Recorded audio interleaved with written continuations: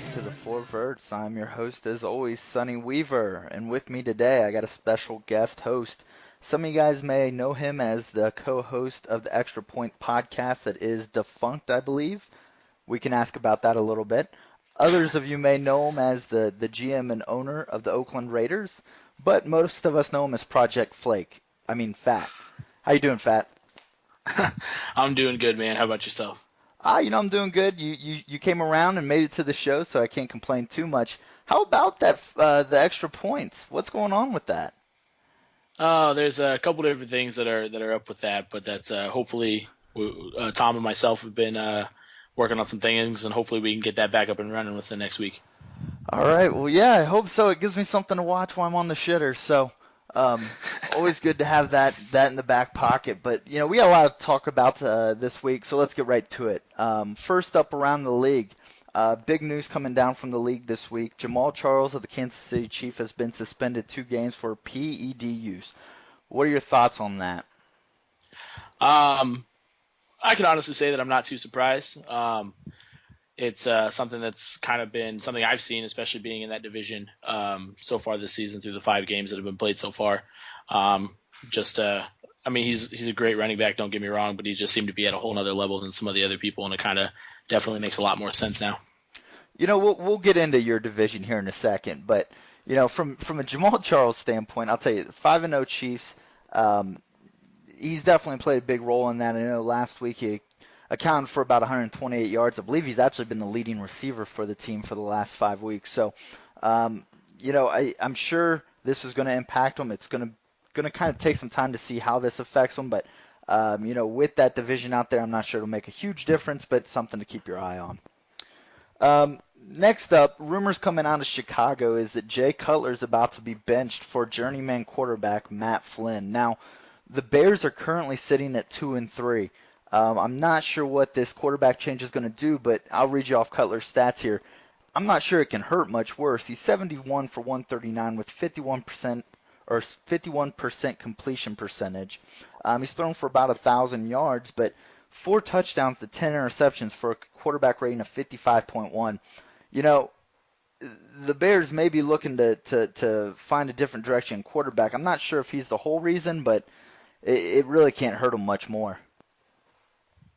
Yeah, definitely. And at this point, they're going to find out how much of a difference or how much Jay Cutler is actually hurting that team, because they have a lot of really good young receivers on that team, and they can't really do much if he can't even get the ball to him. So. Yeah, I think it comes down to hitting wide open receivers is what they're looking for in Chicago at this point. Cutler wasn't even able to do that, so I think they're just hoping somebody can hit someone as they get open. So we'll have to watch that a little bit. I know the Bears at 2-3, they're not out of the division yet, but with the Detroit Lions streaking at 5-0, it's going to take a lot of work, and it's going to take a lot of work real quick for them to stay in that race. Speaking of races, some interesting stuff going on around the division. So what's kind of interesting about this is it's my division and your division, the AFC North and the AFC West, and kind of the juxtaposition between the two divisions. Tout, go get a dictionary, look that up, and then come back and I'll answer any questions you may have. So the AFC North, currently 4 teams are sitting at 4-1 with a record combined at 16-4. One of those losses, or actually I should say 2 of those losses have been interdivision, so they've only lost 2 games outside the division. I'll tell you, the division's tough. Coming into the season, I think all the ownership groups knew that this was going to be a hard-fought division, but I don't know if anybody could have expected this much success this quickly. And I'll definitely be one of the ones to speak to that. I'll say for that division alone, the real big surprise for me is VZ and his Ravens. Not to say that he isn't a good owner and a great player, but he didn't seem to be that guy. But he's definitely that one right now that I think a lot of people, and me especially, are surprised to see. And that division is definitely living up to what they should be living up to. Yeah, so that brings us to the other side of the coin, and that's your division, the AFC West. So the division currently is sitting at the exact opposite. They're sitting at 6-14, with 5 of those wins actually coming from the Kansas City Chiefs, and one of those wins coming because 2 of you guys were playing each other. So you've got really no wins outside of the division, outside of Kansas City. Um, it's mind-boggling. You look at the Oakland Raiders, and you look at Zahn with the San Diego Chargers, both at 0 and 5, but you've been in every game. It's almost comical. I think the Denver Broncos at 1 and 4, very similar. I think all of their losses are less than 7 points. So your guys are the divisions of missing it by that much. Yeah, and I'll be the first one to say for me, especially, it's I'm a big old choke artist so far this season, and I mean, as far as the Kansas City Chiefs go, to me there's an asterisk next to that 5-0 record to this point, with everything going on with Jamal Charles. But yeah, like you said, games have been close, but it doesn't matter how close they are. At the end of the day, it's a win or a loss, and I've got 5 of them.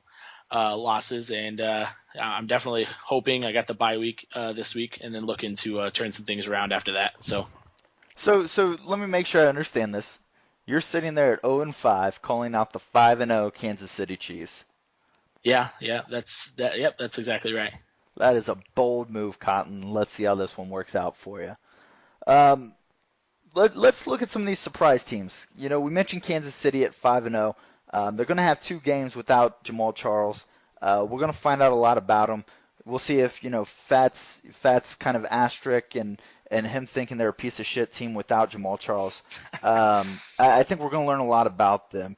And so I think you've already spoke on that a little bit. But one team that's kind of come out of nowhere is the Jacksonville Jaguars. They're sitting at 4 and 1. Not going to say they have the toughest division in the world, but 4 and 1. Their schedule's been pretty good up to this point. But T.J. Yeldon is carrying this team what looks like to a playoff berth. Oh yeah, most definitely. And I can't believe, like you already said, how well that they're playing. But T.J. Yeldon, I mean, 8 touchdowns already this season through 5 games. He's just being a tough runner. And I mean, that offensive line should be very proud of what they're doing as well, winning at the point of attack, and Yeldon's having a great year. Blake Bortles, not having to do anything too crazy, and that's the good thing about the running game doing what it's doing is, Bortles can just go out there and have an average game at best, and they're still coming out with the win because the defense is playing really well also. Yeah, they're winning a lot of ball control, defensive battles. Like I said, Yeldon's carrying them. We'll find out how that goes as we get a little deeper in the year. Teams start stacking the box, make Blake Bortles beat them. But Jacksonville Jaguars, big surprise so far. Another surprise right now to me is the New York Giants, currently sitting 1 game up on the Bills. You've got a rookie quarterback there starting in Bryce Petty. He's completing about 60% of his passes, 7 TDs to 5 interceptions. He's not really wowing you, but he's doing enough to win. The running game's basically been shut down. Chris Ivory is only averaging 2.5 yards a carry. So really, it's really leaning on this defense, and the defense is coming up big, finding a way to win. The Jets are going to be a team to watch down the stretch. The Bills are closing in on them a little bit, but I still like this Jets team a lot. Yeah, definitely. Like you said, I think they're a surprise number one, as well as the Bills being a surprise, not really having as much success as I personally believe that they should be. But yeah, like you said, the Jets are just playing basic football and winning games that are close, and the defense is coming up real big, especially when they need them to. Yeah, so we talk about what they should be doing, and that kind of makes me look to the NFC North. You've got the Detroit Lions sitting at 5 and 0 with 5 wins combined between the other 3 teams. I expected a lot more out of that division personally. We talked a little bit about the Chicago Bears slacking off, Jay Cutler not really getting it done. But what else is going on there? I mean, the Vikings really haven't found it really got it going yet. The Green Bay Packers, Aaron Rodgers is struggling. What's going on with that division? Well, I mean, number one, I just want to touch on the Lions there. 5-0. I'm not too surprised about that. But yeah, like you said, just the division overall. I think once again, before the season started, everyone was talking about the AFC and the NFC North, which one was going to be more dominant. And clearly so far it's been that AFC North. But I mean, there's just not much to say about the other teams. Like we already talked about a little bit ago, some quarterback controversy there in Chicago. They're getting ready to move on from him to see if they can bring in another playmaker. And just the most surprising part is like you said, Aaron Rodgers not playing up to his potential, or I wouldn't even say potential anymore because everyone knows how good he is. So just not playing up to what everyone expects him to play up to. And it's, just really a surprise to me. And then the Vikings, they're at 2-2. There's some, I think there's a little bit of controversy around them a couple weeks ago as well. So it's just there's a lot of stuff going on in that division that's very surprising. But I mean, there's still a lot of games to be played. So I guess we'll see how that ends up. Yeah, definitely. To the flip side of the 5-0 Detroit Lions is the winless teams. Currently, we got 5 winless teams. We got the New England Patriots. We've got your Oakland Raiders, the San Diego Chargers, 2 guys from the same division there, the New Orleans Saints, and the St. Louis Rams. Of those 5 teams, who's going to get their first win first?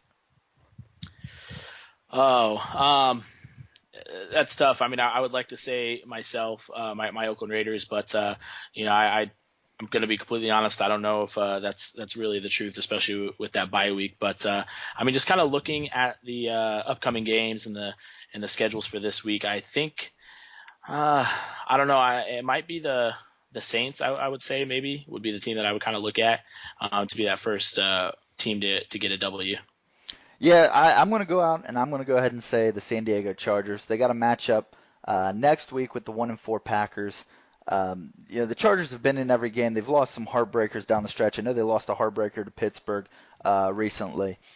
And the Lions too. Yeah, I think the Chargers are going to find a way to win. I think Aaron Rodgers is going to throw 2 or 3 interceptions there. It's going to sink them. The Chargers will get their win next week against the Green Bay Packers. All right, we're going to go ahead and take a break real quick. We've got a new segment this week, and that's Shots Fired, the mind of a true Southern player.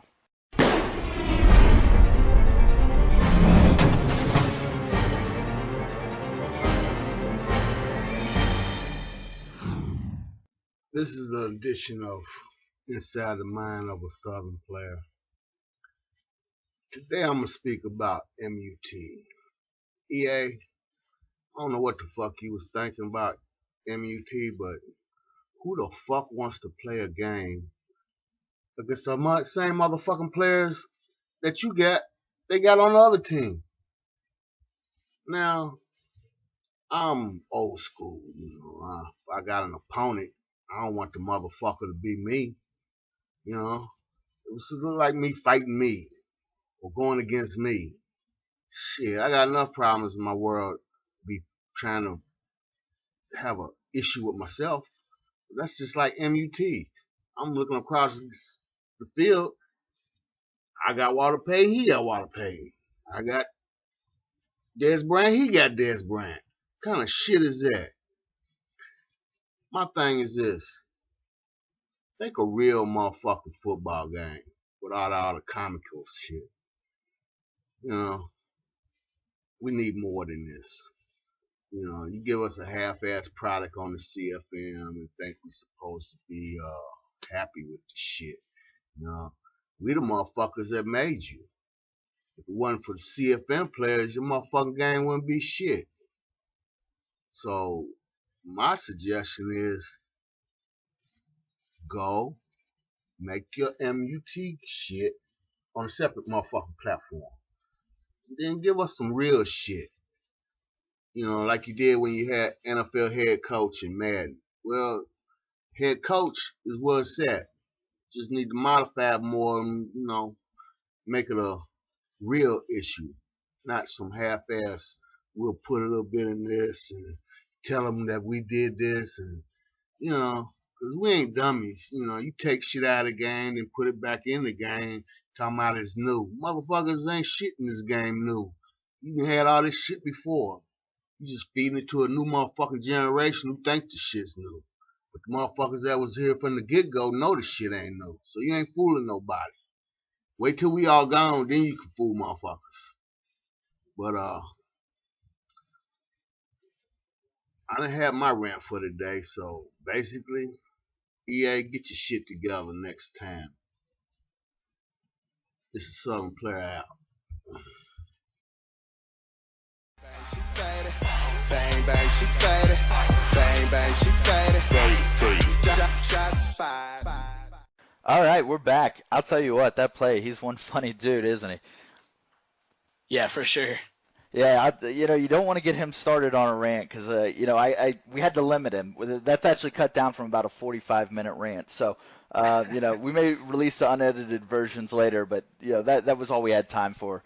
We're going to go ahead and we're going to roll into our good, bad, and our ugly. So we're going to take a look through the first 5 weeks of some things that stood out to us. Fat, what was your good for the first 5 weeks? My good, I'm going to go kind of team specific on this one. Talk about the Baltimore Ravens a little bit. Like I said a little bit ago, I'm very surprised by this team and their play so far. Joe Flacco's been pretty good. Quarterback rating over 100 there, throwing 10 touchdowns on the season, 1,200 yards passing. And I think the one thing that could definitely come to hurt him would be their running game, but I think that's something they can get figured out. But and then like Steve Smith is having a great year as well. So that's my good so far to this point. Yeah, I agree. Steve Smith's kind of the ageless wonder, still finding a way to make it good. With that division, as we talked about earlier, it'll be tough sledding ahead for them, but definitely having a really good season up to this point. My good on the year so far is the Detroit Lions sitting at 5-0. And what's good about that is the Detroit Lions have historically been carried by their offense, a very accurate, very efficient Matthew Stafford, but that's not the case this year. The Detroit Lions are actually being carried by their defense. They've got the number 1 overall defense. They're only allowing 131 yards a game passing and 66 running. I believe that's about 30 yards better than the next closest team. So that Detroit Lions defense is stout, and we're looking at a team that's going to be tough to beat down the stretch.